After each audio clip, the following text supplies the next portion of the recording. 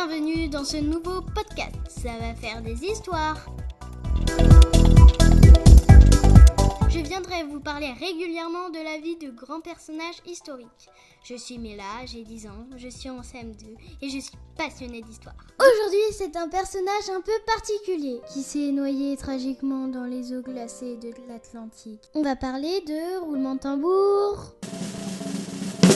Le Titanic! Je sais que ce n'est pas vraiment un personnage, mais comme c'est mon podcast, je fais ce que je veux. Donc ce joli bébé de 269 mètres, 29 mètres de haut et 52 000 tonnes, c'est déjà un gros bébé, hein. Il est né en 1912. Il compte 643 chambres réparties entre eux. Les premières classes avec des chambres très luxueuses qui coûtent l'équivalent de 100 000 € d'aujourd'hui. Les deuxièmes classes, bien mais pas top. Et enfin, les troisièmes classes avec une pièce pour toute la famille. Les toilettes sur le palier. Acheté environ 12 à 40 $.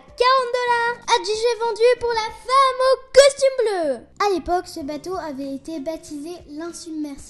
Autant dire qu'il ne pouvait pas trouver mieux. Le Titanic devait partir de Southampton jusqu'à New York en traversant l'océan Atlantique. Le Titanic avait en fait deux frères jumeaux, le Olympic et le Gigantic. Lors de sa construction, il était prévu des canots de sauvetage pour seulement un tiers des passagers. Génial les gars! De plus, 3 semaines avant son départ, un gros incendie a endommagé la coque du bateau. Au lieu de tout annuler, un peu tout dur, 3 coups de peinture et personne n'a rien vu, enfin, pour le moment. Au début de la traversée, tout se passe bien. Les passagers profitent du resto et de la piscine et même du hammam. La veille du drame, l'équipe avait prévu un exercice d'évacuation. Mais ils ont tout annulé, se disant que ce n'était pas la peine. Bah voyons. La nuit du 14 avril, donc au bout de 4 jours, la mer était très calme. Du coup, le commandant Edward John Smith, celui qui conduisait le bateau, a décidé de mettre ses lunettes de soleil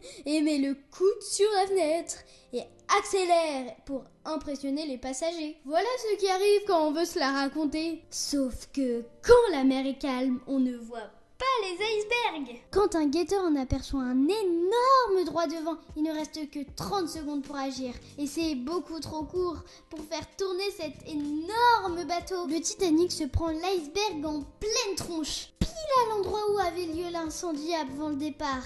Quand on n'a pas de chance, là, c'est la grosse panique. Tout le monde se précipite pour monter dans les canots de sauvetage. Sauf que ce sont les femmes et les enfants qui sont prioritaires. Ça se bagarre. Il y a même un homme qui se déguise en femme pour être sauvé. À un moment, le bateau se casse en deux, comme une tablette de chocolat blanc, entraînant avec lui 1500 personnes dans une eau à moins de degrés. Franchement, moi, en dessous de 28 degrés, c'est mort. Je mets pas un pied dans l'eau. En moyenne, les gens ont réussi à survivre 2 minutes dans une eau gelée. Jack, je vole! Rose, je coule! Sauf le boulanger qui a réussi à barboter 2 heures sans problème grâce au whisky qu'il avait bu.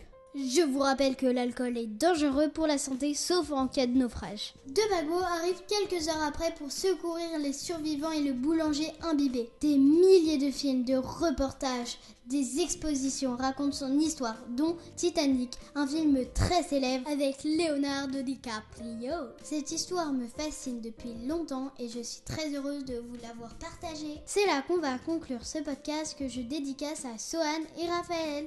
Merci de m'avoir écouté jusqu'au bout. Et on se retrouve dans des prochains épisodes, ça va faire des histoires, si vous le voulez bien. Bisous!